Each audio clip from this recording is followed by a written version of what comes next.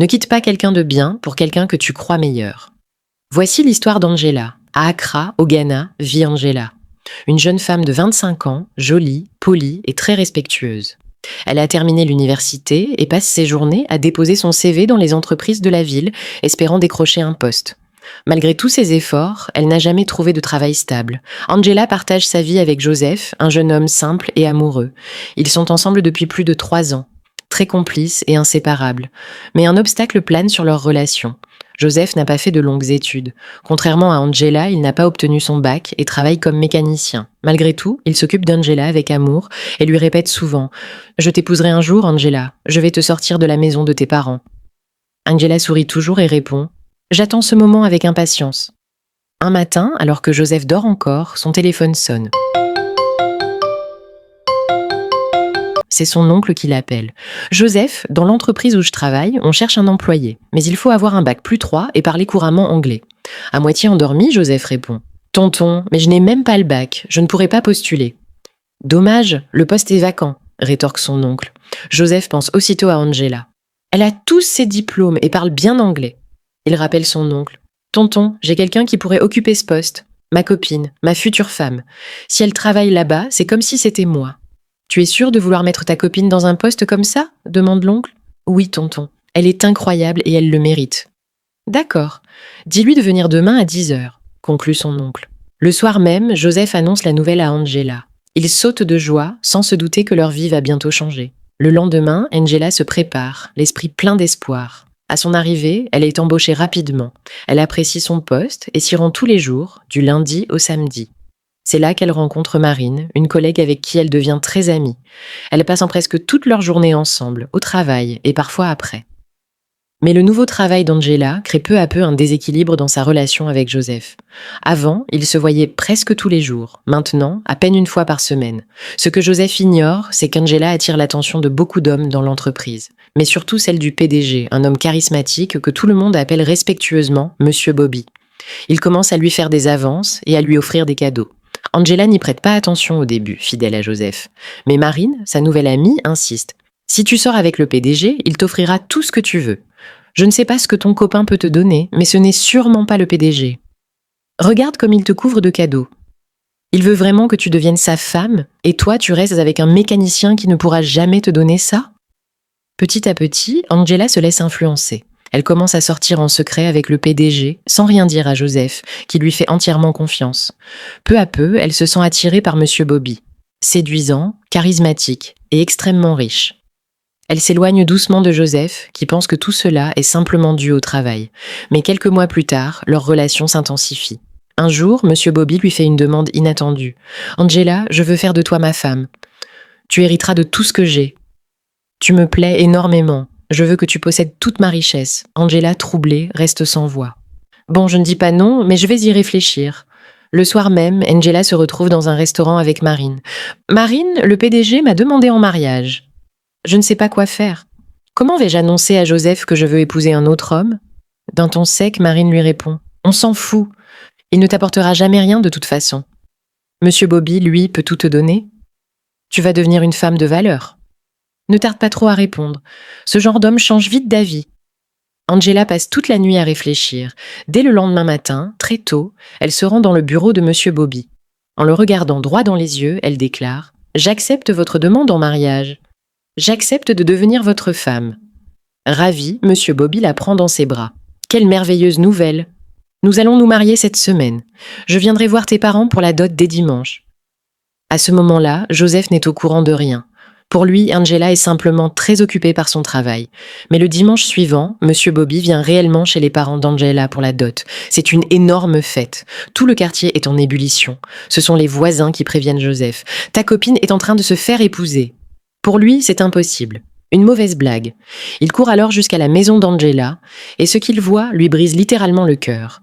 Sous ses yeux, sa propre petite amie se marie avec un autre homme, la femme pour qui il a tout donné. La même qu'il a aidé à trouver un emploi. Cet emploi qu'il a volontairement laissé passer pour elle. Joseph reste sans voix, incapable de prononcer un seul mot. Il rentre chez lui, le cœur brisé. Là, il pleure toutes les larmes de son corps. Après le mariage, Angela s'installe dans la grande maison de Monsieur Bobby.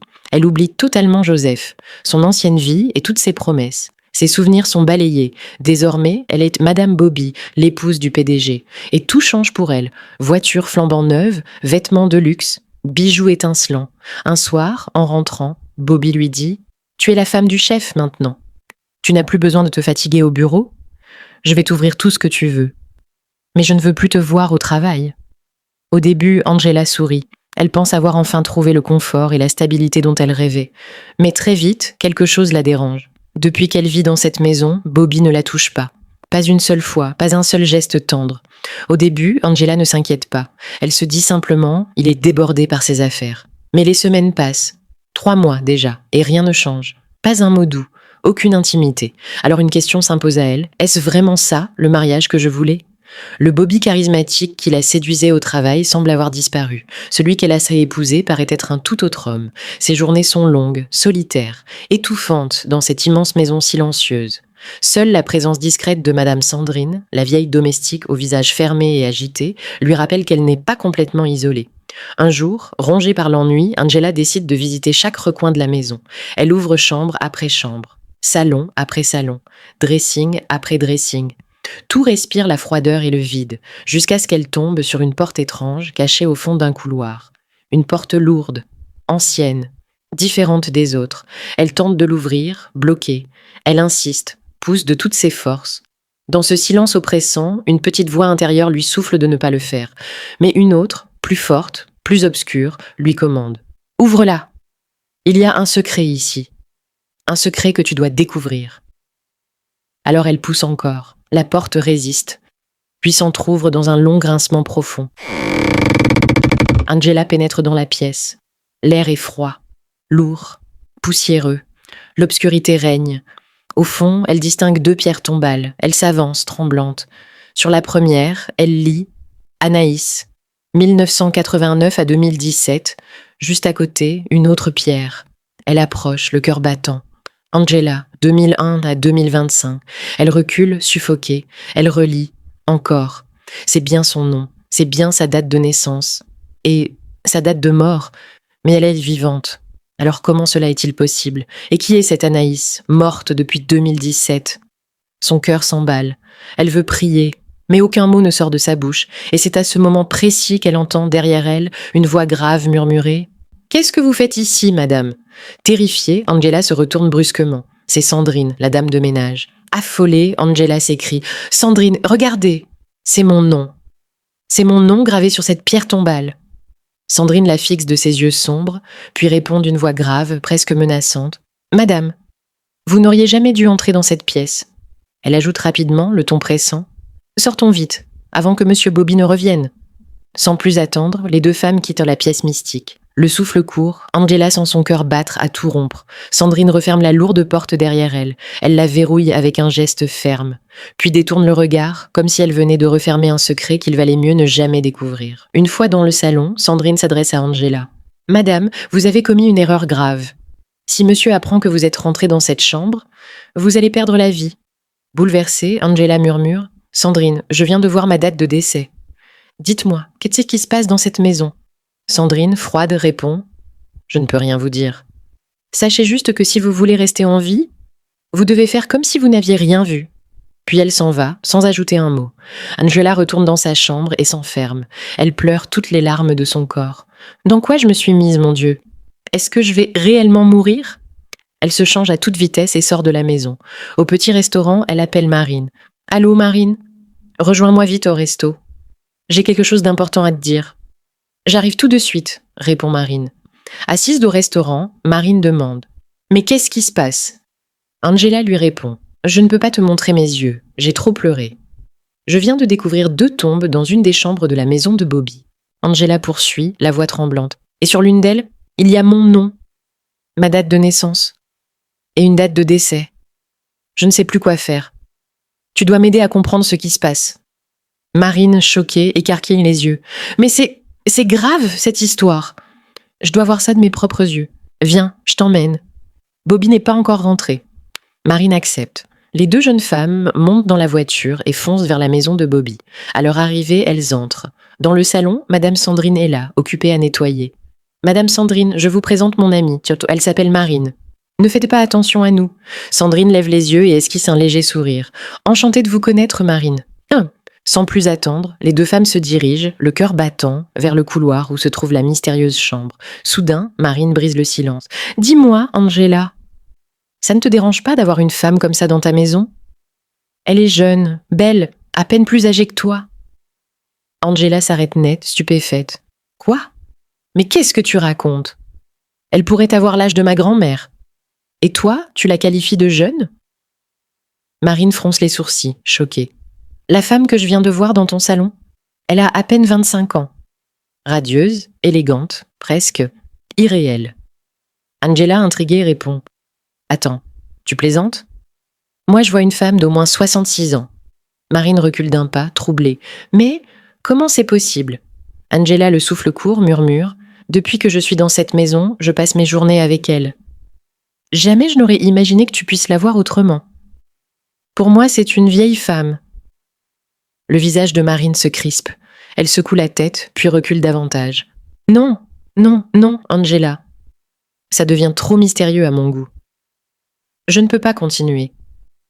Comment veux-tu que j'accepte que toi, tu vois une vieille femme, alors que moi, je vois une jeune femme ?» Le silence du couloir s'épaissit, glaçant. Pour se sortir de cette histoire avant qu'il ne soit trop tard, Marine s'enfuit en courant. Abandonnée par son amie, Angela retourne dans la chambre, complètement terrifiée.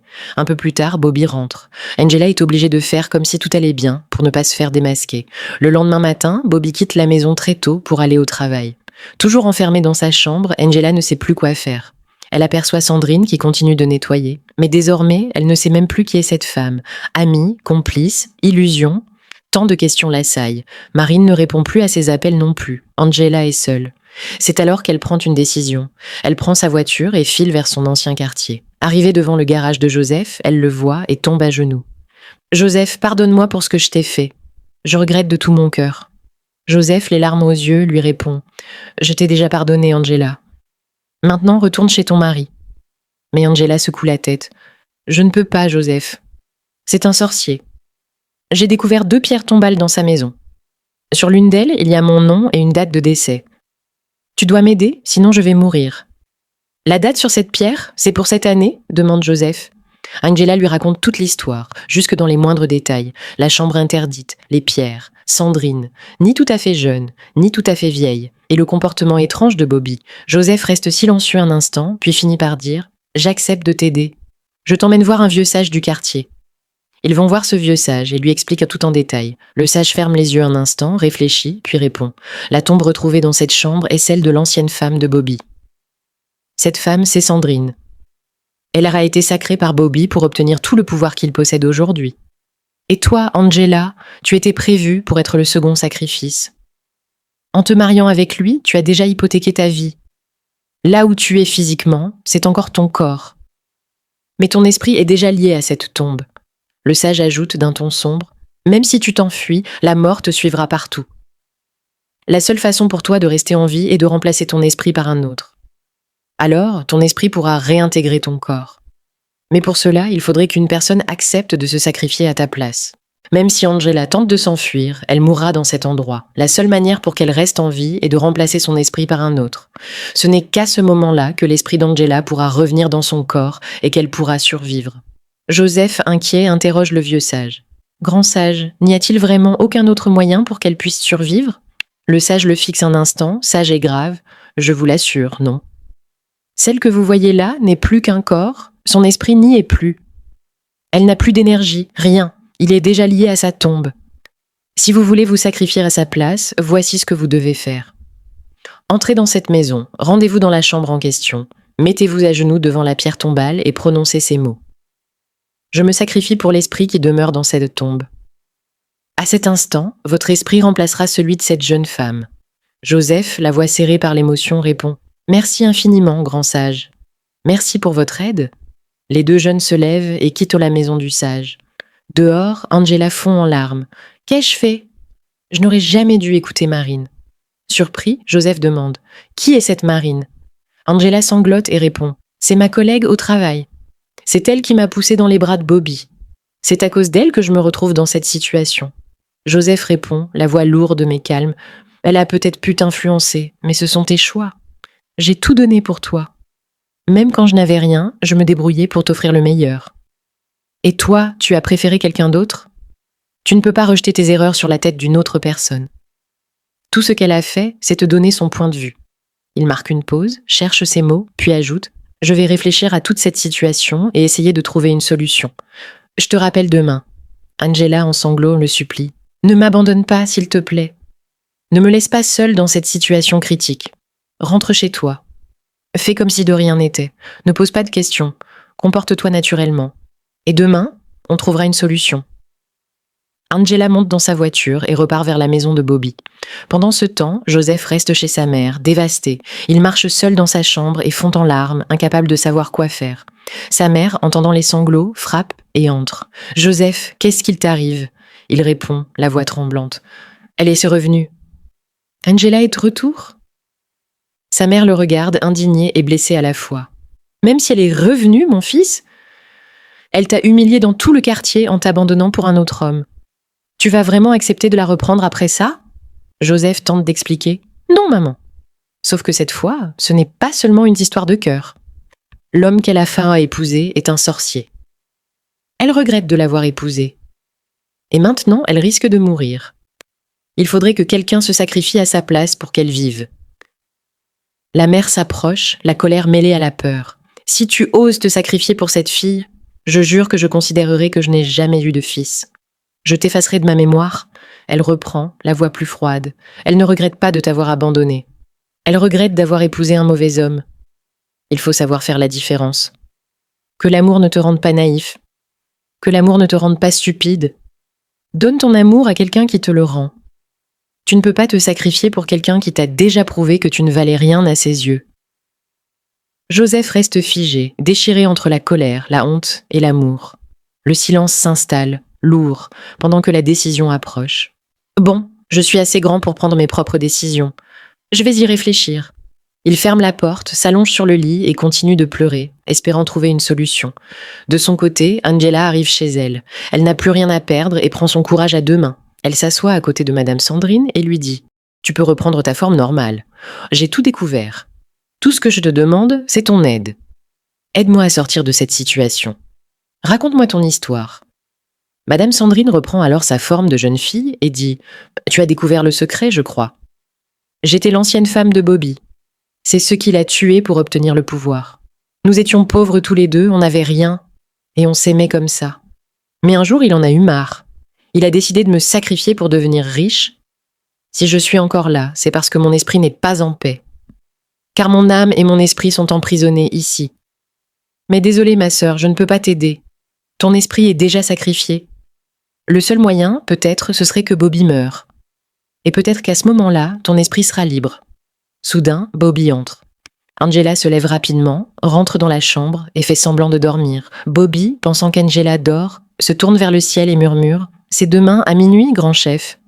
C'est le jour du grand sacrifice. » Angela comprend aussitôt qu'il parle d'elle, mais elle garde son calme jusqu'au lendemain matin. Elle n'arrive pas à dormir la nuit. Bobby se lève comme à son habitude, prend ses affaires et part au travail. Angela reste assise dans sa chambre. Elle sait que le sacrifice est pour minuit. Elle sait que c'est peut-être son dernier jour de vie. C'est alors qu'elle reçoit un appel de Joseph. « Tout de suite, donne-moi l'adresse de ta maison. »« J'arrive tout de suite. » Angela lui donne l'adresse. Joseph prend le bus sans perdre une seconde. Une fois arrivé, Angela lui dit « Je l'ai entendu parler tout seul cette nuit. Il disait que le sacrifice était prévu pour minuit. Donc je crois que c'est aujourd'hui mon dernier jour dans ce monde. » Et là, Anaïs, qui prétend être Sandrine, réapparaît et dit « Comme je vous l'avais expliqué, si vous arrivez à le tuer avant minuit, il y a possibilité que le sacrifice ne se fasse pas. » Joseph répond « D'accord, je vais le faire. » Il reste caché dans la maison jusqu'à 21h. Bobby arrive enfin. Il sort calmement de sa voiture et entre dans la maison. Il trouve Angela au salon. Comme à son habitude, il salue sa femme, puis se dirige vers sa chambre. Alors qu'il passe dans le couloir en se dirigeant vers sa chambre, Joseph surgit et lui saute dessus. Les deux hommes se battent violemment au sol pendant qu'Angela les regarde, terrifiée. Bobby, plus fort, parvient à se libérer. Il court dans sa chambre et verrouille la porte. À l'intérieur, il éclate de rire. « Vous pensez vraiment que vous allez réussir à m'avoir aussi facilement ? Cette porte est ultra sécurisée. Donc Angela, tu vas perdre la vie aujourd'hui à minuit. Joseph frappe la porte de toutes ses forces, mais elle ne bouge même pas. 23 heures, toujours rien. La porte est intacte. Bobby reste enfermé. Joseph et Angela comprennent qu'il n'y a plus d'autre choix. Il faut obligatoirement le sacrifice de l'un d'entre eux. Joseph s'assoit devant la porte, les larmes aux yeux, et murmure « J'avais tellement de projets pour nous deux. C'est vrai que je ne suis qu'un simple mécano, mais je voulais agrandir. Avoir plusieurs garages et faire de toi une femme heureuse. » Angela répond à son tour « J'ai tout gâché. Je n'ai pas cru en toi ni en tes projets. Tu m'aidais énormément, mais j'ai préféré quelqu'un déjà bien établi. C'est de ma faute si on est là aujourd'hui. » Joseph dit « Ce serait trop dur de vivre dans un monde où tu n'es pas. C'est pourquoi je préfère prendre cette décision. » Il court jusqu'à la chambre. Il s'agenouille devant la tombe d'Angela. Il commence à prononcer la phrase « J'accepte de… » Mais là, Angela surgit. Elle le pousse. Elle crie « Tu n'as pas le droit de faire ça. C'est moi qui t'ai abandonné. C'est à moi de payer les conséquences. » Et pendant qu'elle parle, minuit sonne. Le sacrifice est fait. Angela s'effondre. Elle regarde Joseph une dernière fois. Elle dit « Va refaire ta vie. Cette fois-ci, avec une femme que tu mérites vraiment. » Puis elle ferme les yeux. Elle meurt. Joseph pleure encore et encore. Mais il n'a pas d'autre choix. Plus tard, il est obligé de quitter la maison. Il rentre chez lui. Il garde les souvenirs d'Angela pour toujours. Il ne peut rien dire à personne. Angela est morte de cause naturelle. Ni coup, ni blessure. Impossible d'aller voir la police. Il décide de laisser cette affaire derrière lui et de continuer sa vie. Quelques années plus tard, Joseph a réalisé ses projets. Il possède plusieurs garages. Il est devenu un homme aisé. Il a une femme. Il a des enfants. Quant à Bobby, il continue sa vie normalement, comme si de rien n'était. Il trompe d'autres jeunes filles, des filles qui veulent tout obtenir rapidement et sans effort. Angela, de son côté, voit son esprit demeurer toujours dans la maison de Bobby, avec l'esprit d'Anaïs. Toutes les deux deviennent des femmes de ménage invisibles. Elles accueillent chaque femme qui tombera encore dans le piège, et les légendes urbaines racontent que, jusqu'à ce jour, Angela demeure toujours dans cette maison, en tant qu'esprit serviteur. Conseil pour toi, chère sœur, cher frère, toi qui écoutes cette histoire. Ne quitte jamais quelqu'un de bien pour ce que tu crois meilleur. L'amour sincère et la loyauté valent plus que toutes les richesses et tous les pouvoirs. Les choix faits sous l'influence des autres, ou pour un confort éphémère, peuvent te coûter ta vie. Ce que tu crois être un gain pourrait devenir ta pire perte. Réfléchis, écoute ton cœur, car certaines histoires ne sont pas que des contes, elles arrivent vraiment, et parfois, trop tard. Il n'y a plus de retour possible. Et si cette histoire t'a captivé, n'oublie pas de t'abonner à la chaîne. Active la cloche pour ne manquer aucune de nos histoires incroyables. Laisse un like et partage cette vidéo avec tes amis, pour que chacun puisse apprendre de cette histoire vraie et dramatique. Merci beaucoup, et à très bientôt.